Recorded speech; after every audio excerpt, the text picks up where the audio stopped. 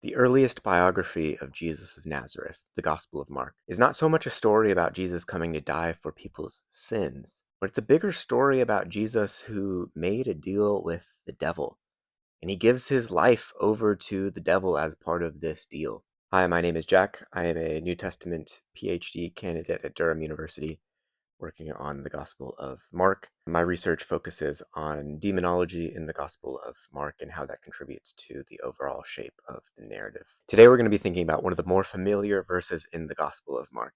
This one gets a lot of airtime at Mark 10:45. Jesus famously says in this verse, "For the Son of Man did not come to be served, but to serve and to give his life as a ransom for many." This is great. People use this verse all the time to talk about servant leadership and that kind of thing. And it makes sense. Like within the context, his disciples have been arguing about who's the greatest. And, he looks at the other nations where there's these systems of domination. And he says, it's not going to be like that among you. If you want to be great, you're going to be a servant. If you want to be first, you're going to be everybody's slave. And then he grounds that in a statement about himself. For even the Son of Man did not come to be served, but to serve others, and to give his life as a ransom for many.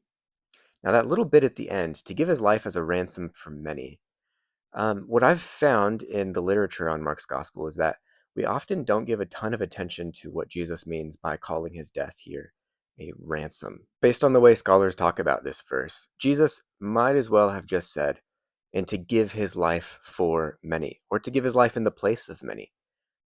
Scholars sometimes comment on the imagery Jesus uses here of a ransom payment, in Greek, a lutron, but even when they do, they essentially just sort of boil this down to some sort of notion of penal substitution and say that Jesus here is really interested in about giving his life for sins. But is that what a ransom is? Jesus didn't have to call his death a ransom payment, but that's the imagery he chose. He chose to call his death a lutron, according to Mark. As careful and attentive readers of the Gospel of Mark and of the words of Jesus, we would do well to give attention to what Jesus actually says. So, what could Jesus have meant when he was talking about his life as a ransom payment? Well, a ransom in the ancient world, as now, a ransom is a deal or a bargain that involves three parties: party A, B, and C. Party A is a person or group of people who offers party B something in exchange for the return of party C. So today, if a group of people are being held captive, country A might offer country B a certain amount of money or something like that in order to receive party C from party B, right? This is the logic of a ransom then, and that's a logic of a ransom now.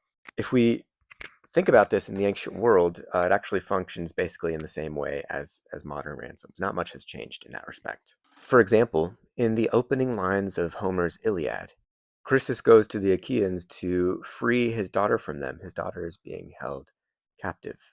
And Chryses brings with him a ransom payment in exchange for his daughter. He pleads with the sons of Ardeus. Listen to what he says. Sons of Ardeus, and you other well-grieved Achaeans, to you may the gods who have dwellings on Olympus grant that you sack the city of Priam and return home safely. But set my dear child free, and accept the ransom in reverence for the son of Zeus, Apollo, who strikes from afar.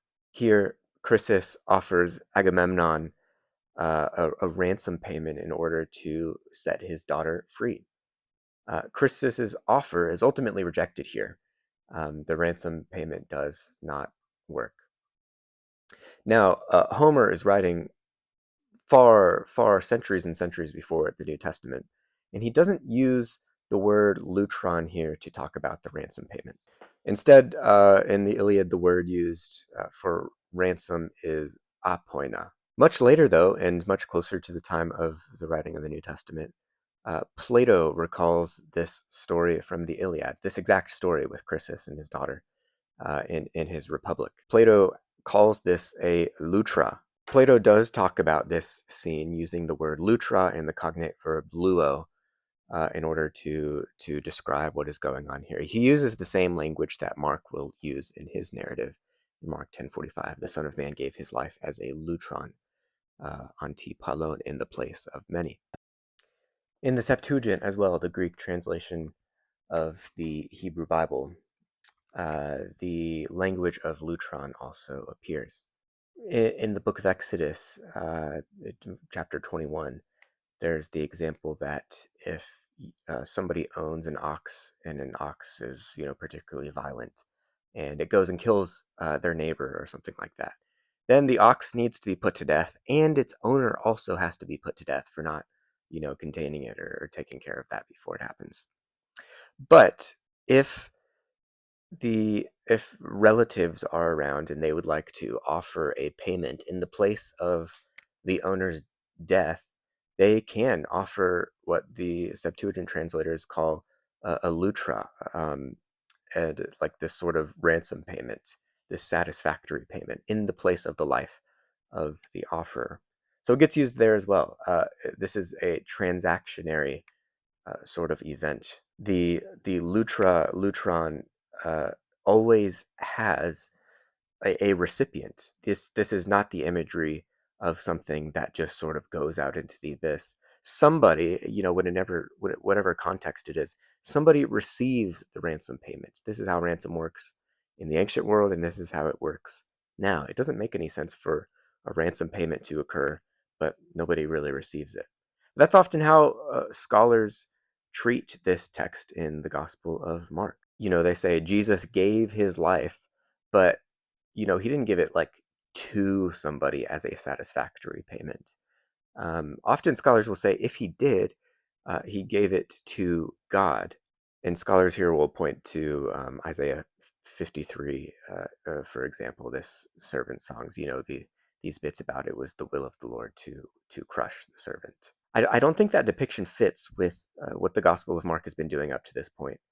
There is actually a much more readily available candidate to receive the ransom payment of Jesus' life for the freedom of the many who benefit from Jesus' death, and that is Satan himself. Earlier in the Gospel of Mark, in chapter 3, in the parable of the strong man, Jesus describes Satan as somebody who has a kingdom and somebody who has captives, right? It's not possible to go and take away the possessions of the strong man unless somebody first binds him up and then enters into his house and plunders it. Satan in that passage is depicted as holding power over people. And Jesus describes his mission in terms of freeing people from the reign of Satan. In the Gospel of Mark, it is not God who is holding people captive, it is Satan. Satan has ownership over people, and Jesus' mission is to free them from Satan's oppression. And here in Mark chapter 10, Jesus describes his life as a ransom payment. Well, if people are being kept under the power of Satan, it makes sense that Satan is the recipient of that ransom. Now, this model famously gets picked up by some early church fathers. It ends up falling out of favor later on because there's this criticism. What are you saying, that God owes something to Satan and he can't just take what he wants? I'm not sure that criticism really holds in the Gospel of Mark.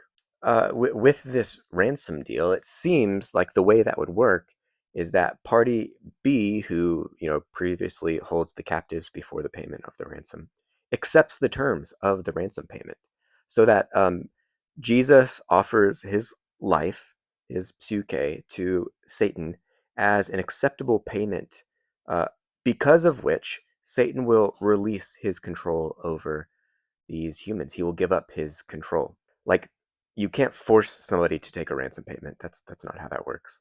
But Satan would presumably agree to the terms that if he gets a dead Jesus, then sure, he'll let go of these captive humans. Here we could ask ourselves, does this sort of idea have any precedent? Like God or Jesus making bargains with Satan, sort of making deals with Satan? And here I think we can point to three texts that give us something of an example. The first is Job chapter 1 and 2, right? This famous deal where God looks at his servant Job and Satan comes to him, does this whole testing thing. Satan wants to test Job, God's servant, and God allows him to do it. He sort of accepts the deal. Now, originally, whether this Satan figure in Job is this like later, more developed Satan figure that we know in the New Testament, or if this is sort of like a more neutral figure who just has the name like the opposer or something like that, that doesn't really matter here, because the New Testament authors, well having the idea of Satan as a proper name, probably would have read the text of Job as referring to this sort of archdemon, this head of the demons. So in Job 1 and 2, God makes a bargain, a deal with Satan. Second, in the book of Jubilees, chapter 10, God makes a deal with Satan there. Jubilees is sort of retelling some of the early Genesis narrative at this point, and expanding it. And here, after the flood, Noah prays to God that Satan would stop harassing his grandchildren. And God hears the prayer, and he goes to Satan and he says, I'm going to bind you and throw you into the abyss, all of this stuff. Satan accepts his fate in this, but he does have a deal to make with God. He says, God, that's fine that you're going to answer Noah's prayer, but allow that 1/10 of the demons should stay with me on the earth, that they should obey me, and we can, test humans and do all of this, whatever demons do. And here Satan goes by the name Mastema for a while. This is just another name for Satan. And God accepts the deal. God says, sure, that sounds like a great deal. 9/10 will go down into the abyss, but 1/10 can stay on the earth with you. This is a really strange passage. God very happily makes a deal with Satan that he and some demons should stay on the earth.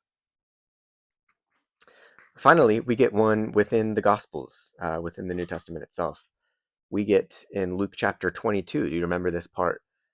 Jesus looks at Peter and he says, Simon, Simon, Satan has asked to sift you like wheat, but I have prayed for you.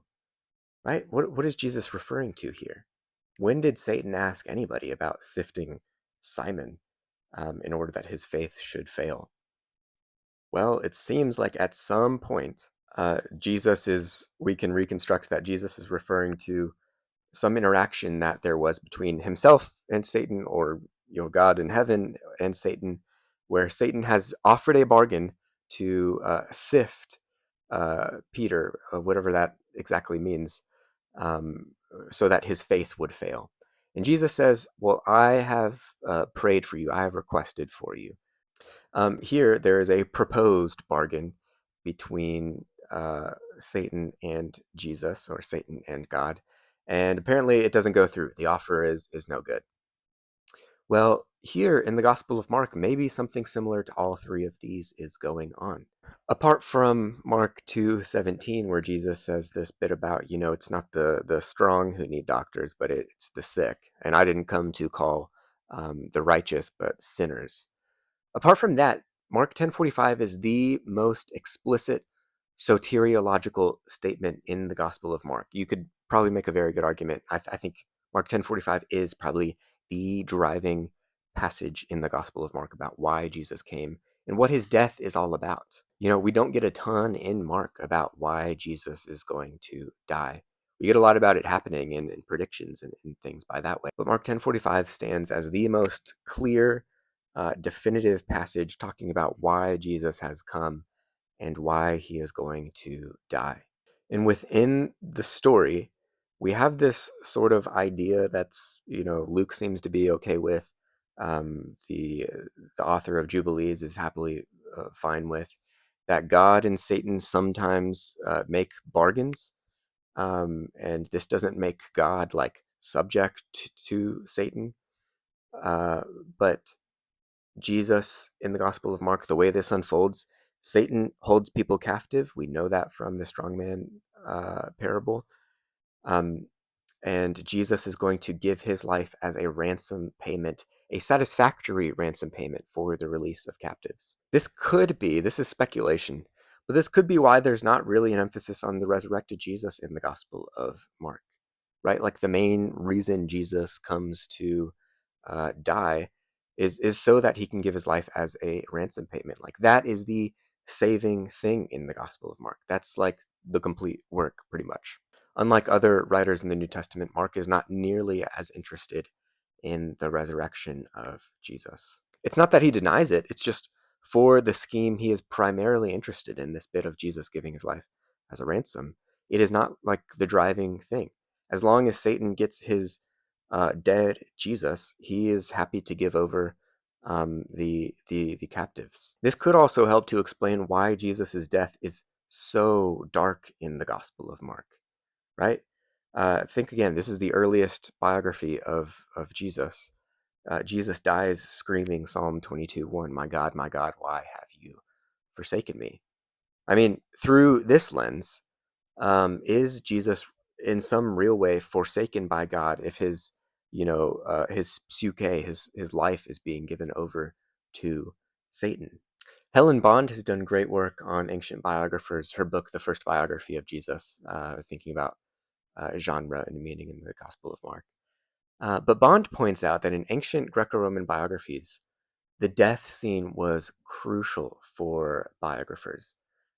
They would often, go to great lengths to present their subject as somebody who was calm and composed in the moment of their death, as they went and faced death. Think of the death of Socrates, who dies by hemlock poisoning. As Socrates dies, as it's recorded, he is, very calm, composed. He's full of resolve. He doesn't show any fear or anguish. He's just having this sort of smooth transition out of this life. But Bond points out, however Socrates actually died, it was not at all like that. That is not what hemlock poisoning is like. It involves violent vomiting, convulsion, organ failure, spasms. It is a horrific way to die. But what matters is not precisely the way that Socrates died. What matters is the way the story gets told. His death scene does a lot to show that Socrates dies in accordance with his teachings. This is his opportunity as a teacher to prove that he really believed in his teachings, to prove that his philosophy, his way of life, could hold up even in the face of death. Or think about the Maccabean martyrs in 2 Maccabees chapter 7. In the face of this horrific torture, the mother of these 7 sons encourages them to die with resolve, to die in a noble manner, right? To have that sort of death scene of dying with resolve, it has a really powerful rhetorical effect to prove that their message and philosophy lives on even through death itself. Contrast this with the death of Jesus in the Gospel of Mark. It is horrifying. He dies abandoned, tortured, screaming, asking why his God has forsaken him. This makes a lot of sense, however, though. If Jesus' death is not just death, if his death is actually him being handed over to Satan, whatever that experience consists of, Jesus, at the moment of his death, is actually being received by Satan as an acceptable ransom payment for the release of his captives. Mark's Jesus has an incredibly ignoble death, not noble at all. This really breaks with biographical conventions, whereas most biographers in the ancient world really used the moment of their subject's death to highlight their virtue. Mark shows Jesus undergoing the most horrific, awful, terrible death one could imagine. This does make sense if Jesus in that moment is being handed over to Satan. One more point of conjecture. We do have to ask, like, did the payment work in the Gospel of Mark? Do we have any evidence of that? I think the closest we can get is to look at people after Jesus' death and what happens to them. And the Gospel of Mark ends very quickly after Jesus dies. We only have 2 good examples. One is the Roman centurion. In Mark 15:39, this centurion, who is clearly on the side of Satan in the story, and is responsible for putting Jesus to death. At the moment of Jesus' death, he makes this confession: truly, this was the Son of God. Now, it's possible that the centurion here is being ironic, sarcastic, like, yeah, right, this really was God's son. Um, but if we do consider it in the context of at the moment of Jesus' death, Satan handing over the captives who were under his control. Um, Perhaps, we can conjecture that this man is released from Satan's tyranny at the moment of Jesus' death, and he is able to do what so many in the narrative have not been able to do so far, and that is to correctly identify Jesus, right? Because his life has been given as an acceptable ransom payment, this Roman centurion is no longer under bondage to Satan, and he can now see Jesus for who he is. Because Satan's influence extends even into Jesus's inner circle in the Gospel of Mark. Think about Peter's confession. Uh, Peter confesses that Jesus is the Christ, but then Peter rebukes Jesus for this whole suffering bit, and Jesus calls Peter Satan. Get behind me, Satan. You don't understand the things of God, but the things of people. Like Satan even works to prohibit people from understanding Jesus all the way to his inner circle. Likewise, in the parable of the sower in Mark 4:15, Satan is blinding people's mind when the birds come and take away the seeds in that parable. He identifies it as this is Satan coming and taking away the word, preventing people from understanding. So perhaps at the moment of Jesus' death, this Roman centurion is now able to see Jesus for who he is. This is conjecture, but we're sort of trying to reconstruct if this theory holds. The other one is Joseph of Arimathea. Um, Joseph is actually a pretty bad character in the Gospel of Mark. He gets like a better thumbs up in Matthew's version of the story, but in Mark, all we know about Joseph is that he um, was part of the council that put Jesus to death. He is an enemy of Jesus. He's responsible for killing Jesus. But what happens after Jesus' death? After Jesus has been given as an acceptable ransom payment for Satan? Well, people are released from Satan's control. Joseph of Arimathea decides to actually allow Jesus to rent his tomb for a couple days, right? Joseph does this really noble thing in the Gospel of Mark because he's been freed from Satan's power. Now, these two examples, the centurion and Joseph, these are totally conjecture. I would not die on those at all.